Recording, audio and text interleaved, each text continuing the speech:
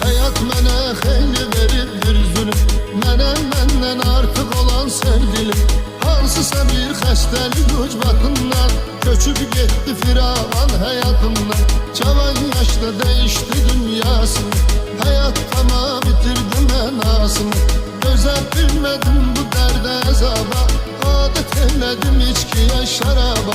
İçəndə matəmdən uzaqlaşırdım, az da olsa nəmdən uzaqlaşırdım. İçkili vəziyyətdə beynim duman, təkcə gəzirdim şəhərdə bir zaman. Bir də gördüm bir qız gəlir uzaqdan, dedim başıma hava gəlir arardan. Tir-tir əsdi əlim, qolum, ayağım, həyəcandan vurdu dilim dodağım.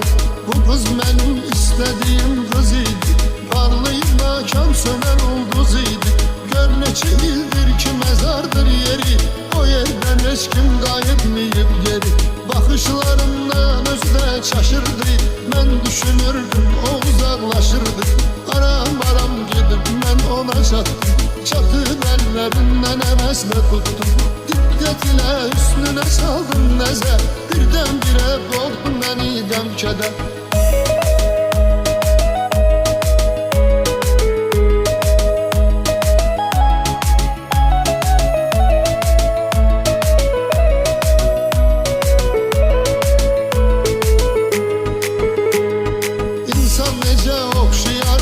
Sana sanki ekiz gəliblər bu dövrana.